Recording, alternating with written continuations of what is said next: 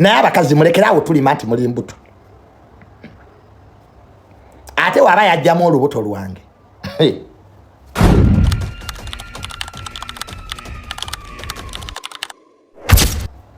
awe tujja otandikira ku police. Why did you remove my kid? Nina gwe nyenda okuloopa ku police lwakujjamu mwana wange. Njagala mwana, I want my kid. Kati ate nkyusiza kati njagala kuba taata. Njagala omwana wange nga atambula.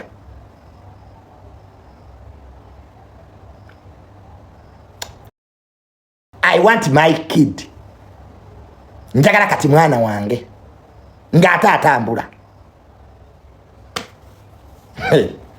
Nina gwe nyendo banje omwana wange mulindeko mulabe. Oba gwe wa mumuteekamu.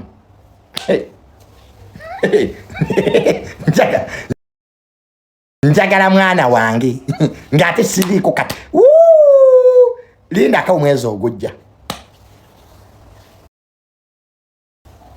Bw'aba tali lubuto ajja kumbulira gye lwalaga.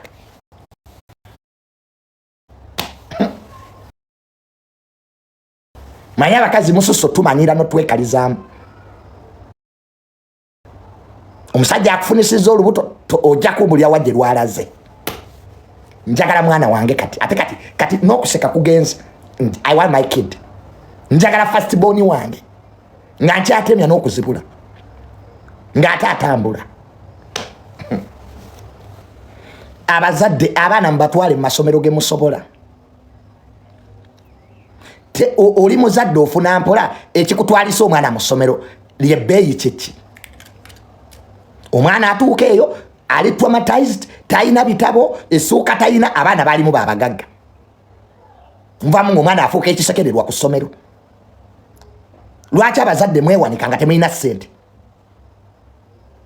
Lwaki okwata omwana n'omutwala mu ssomero ly'abaana babagagga ng'okimanyidde ddala ne requirements tozisobola? Kwewanika kwa nabaki? You are traumatizing your kid. Omwana atuuka eri ku ssomero bali baana babagagga ye n'essuuka talina. Omwana n'abeera ku ssomero ng'engatta egudde olubege. Kubanga maama oli ku kyalo oyagala abantu oli mu competition wawulidde omwana wa mujjawo gy'asomera naawe gy'oyagala otwale ababo okompitinga n'abantu ku kyalo. Omwana wa gundi asomera wa mwana ali ku taiba naye nga taiba ki nga ne fees tozisobola zikuleeza enkaka. Abazadde ne mutuuka okujja ku masomero mwegayirire. Bannange munyambe, bannange taamu eno embeera mugiraba, lwaki togenda muli osobola?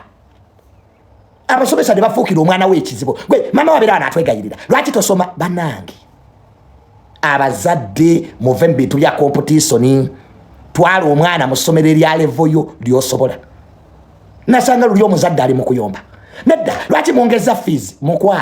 Mukwano genda gye bazikendeeza. Genda gye bakendeeza fees. Bali bongeza kati gwe genda gye bazikendeeza. Abanaku mwewanika. Ekizibu ky'abanaku kwewanika. Bannange essomero lino tetukyalisobola lyayongeza fees, gwe genda gye bazikendeeza. Liri lyayongeza bw'oba tolisobola kwata embona ye ey'omutwe ogende. Bana masomero mangi temumalaako ba-head teacher mirembe. Abakulu b'essomero mumamazeeko emirembe. Mubeera mu mawofiisi buli kiseera kwegayirira kwetu, you become a nuisance. Lwaki tugenda gy'osobola madamu? Lwaki tugenda gye basasulira ebiwagu? Omusomi wange basasula biwagu. Ffe twasoma n'abaana ku ssomero nga basasula myaka 2 ng'ate omwana yabanja essomero nga fees bamusasula myaka 2 ng'omwana ate yabanja essomero. Abaana twasoma nabo. Requirements z'essomero tozisobola. Amasomero g'abaana babagagga gatuma buli kimu. Nze nina wano essomero lyemmanyi lituma abaana. Guvanga ku ssomero erituma abaana amamotoka g'abazadde baabwe. Mubabayigiriza kuvuga motoka. Wano muzibu galina driving lessons. Ng'abaana batuma emmotoka z'abazadde baabwe babayigiriza okuvuga emmotoka. Ku lunch time wana amasomero mu Uganda galina driving school. Omwana agenda okumalanga ne driving permit alina. Nze navudde ku masomero. Engeri school requirement gye bakutuma emmotoka y'omuzadde. Navudde ku masomero. Ate namwandu gwe nalabye atamanyi Luzungu. Kati namwandu n'olwo Oluzungu anawangulawo akalulu. Ne family tayinza kutula ne tuleetera omuntu amanyi Oluzungu. oyo namwandu gwe nalabye ayina oluzungu lw'ebitege gwe baleese mbu muddeyo mutuule muleete omuntu omulala namwandu ye tajja kuyitamu kati olwo oluzungu lwe nalabye olwa P7 namwandu lwayogera nga kaadi banagimuwerawa mwagala kumeza abantu ntondo ate tuddemu ebyo bannange temwatubeererawo muleete omuntu amanyi oluzungu awo tuba mwesimbewo Muhammad Alex Kasagga gwe baleese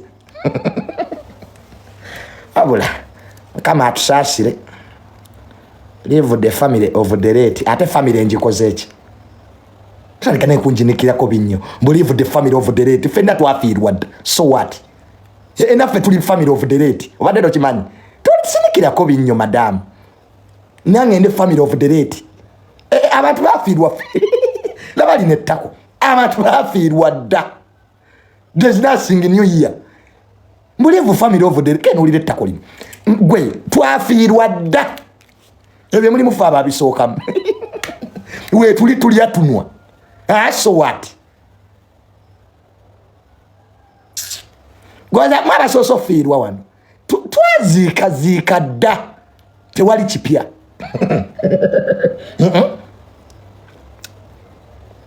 mukwano fenna wano Uganda yonna tuli ba family of the late buli family eriko late balinamu abagenzi wano buli family erina ekijja every family has a graveyard so today nolowooza nti bambi gwasoose nange nali manyinza asoose si gwasoose fenna ebyo twabiyita mudda tuli bamulekwa abalala nfunzi we don't give a shit please brush mutambule n'obusenya uva mu restaurant brushinga banigalika wunya bubi ogenda okulaba omusajja takyanyumya kombe galiki mutujjeko olugezigezi lw'okuweereza messages okumukumu abakazi omwaka guno mutuuze akajanja mb'oyagala kulaga nti yukeya omuntu bw'omuweereza message n'agibulutiiki nga tosindika yakubiri aba agirabye n'akakukwana lunaku lumu onkubira amasimu ag'okumukumu message oweereza we mbadde sikuyina mbadde sibeerawo honey how are you have you eaten have you got food tuuze olugezigezi mukwano kakanya akajanja kakanya akasigiri omuntu wakamulaba ne osindika messages akumokumo olidde mmere watuuse bulungi bulijjo era ntuuka omusajja oba oyagala akukyawe beera nga omukubira akubira amasimu abasajja tebabyagala men don't like people who call every time muleke yakubire ne ku 8 n'okuba 8 kitundu n'okuba 9 kitundu yegwe hani badde nkubuuzaako ebyo bikolebwa abasajja batalina mirimu the moment oba ng'okubira bbaawo ng'akwatakwata abeera idle ffe ba businessmen tubeera busy nze alina okukubira ne kati ndi mu office okuba ekizibu obuvubuka bwamwe obutakola bubawa amagezi amafu bulwaki olunaku lulamba tonnankubira omusajja akola tebamukubira akubira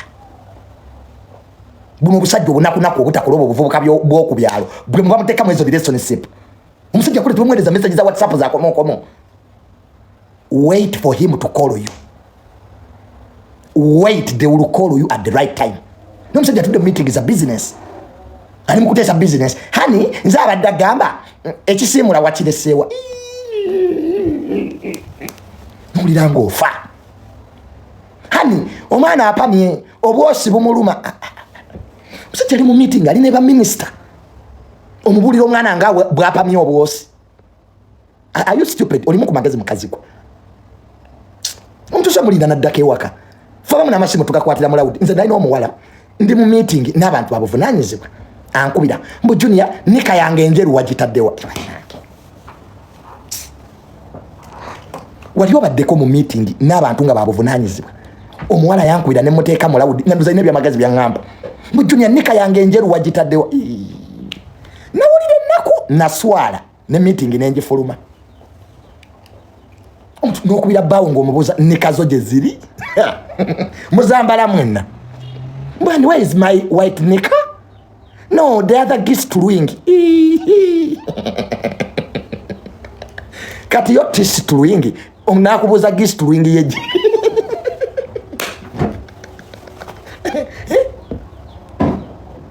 Obuzo omusajja empale ze ez'omunda gye ziri. Ekisembayo togulira bawanda we yanga tumanyi size ye. Eyo homework buli mukazi yenna gy'asooka okukwata. Know your husband is size. That's the first thing in marriage. Bawa ayambala size ki. Bw'oba tugimanyi weepime ku gwe kennyini. Naawe kennyini osobola okwepimako. N'omugulira boxes mutuuka sooka ogeza ambalengamu. Kwa ebeekutuuka naye ebeemutuuka. N'omuntu n'oleetera bawo boxes tamutuuka. Kati bwe mbufumbo sengawo teyakusomesa. Sooka weepime ku gwe omugulire. Oyambalemu. Bwekutuuka ogireete. Tegeera nti bawo ngambala 7 ku 6, 8 ku 9. Ebipimo bikubeere mu mutwe. Naye n'otuuka ogulira bawo empale. Honey, what is your waist size? Ebyo homework awo. Toddamu kubuuza bawo waist ayambala ki. That's your homework. Abasajja bagala nnyo bagulira amasaati. Once in a while, ka boyfriend ko genda okagulira amasaati amalungi. Abasajja babyagala. Saati, stocks sawa. Ne vests egyo mirimo gya mukazi. Egyo mirimo gyo. Kati kankikubbireko. Bw'oba oyagala omulenzi akwagale mugulire amasaati. Buli wazambala aba akujjukira. Every time he puts on that shirt aba akujjukira. N'omuntu tolina kye wali omugulidde okuula mukuule. Bw'akukyawa aba talina kyajjukira. So bw'ofunangayo akasente ng'oli mukyala, kirira mu wino. Bawo omugulire amasaati ne wegaba 3. Omugambe honey, I love you so much. N'abasajja baagala okubawa. N'abasajja baagala okubawa. Omusajja tumujjanga mu sente. Give him at one point. Bibasanyula. Bibasanyusa. Ne gwe okola bwakusabiriza musajja. Gwe toyina kyozza. Baako ne perfume gye weekuba. Bw'osalawo okwekuba perfume, weekube perfume ekika kimu. Ekisinga okukomyawo abantu nga bakyawaganya ye perfume ze beekuba. Abeerawo n'agijjukira. Have one perfume gye weekuba ng'omuntu. Zenna perfume ze nakyawa lwaba ex bange. Nga bwenjiwulira ngenda bugenzi. Otegeera waliwo perfume z'okyawa nga ex we yali agyekuba. Ate waliwo perfume gy'owulira n'ojjukira bambi gundi nali n'obaako gw'ojjukira. So perfume zijjukiza nnyo abantu. Other people.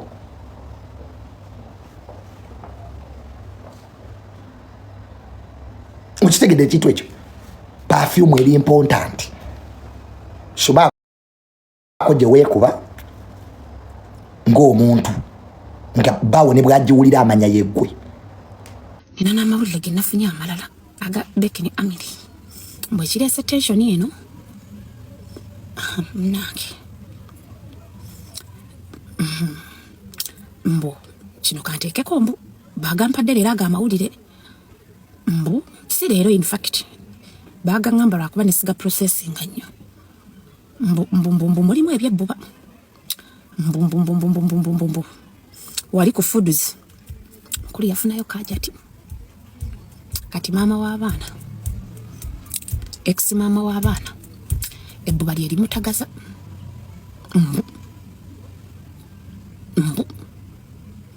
I'm not sure.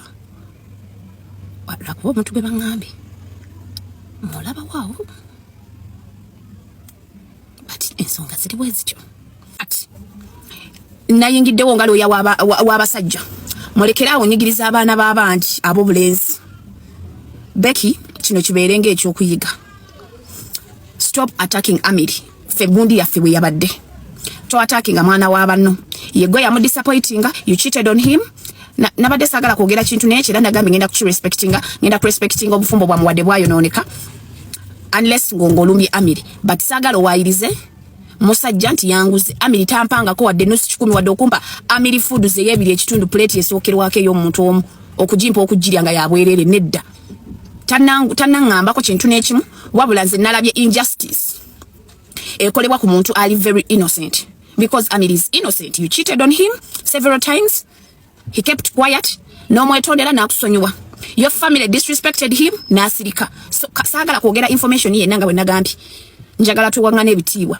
Chovola ba Amir even up to now akyasirise.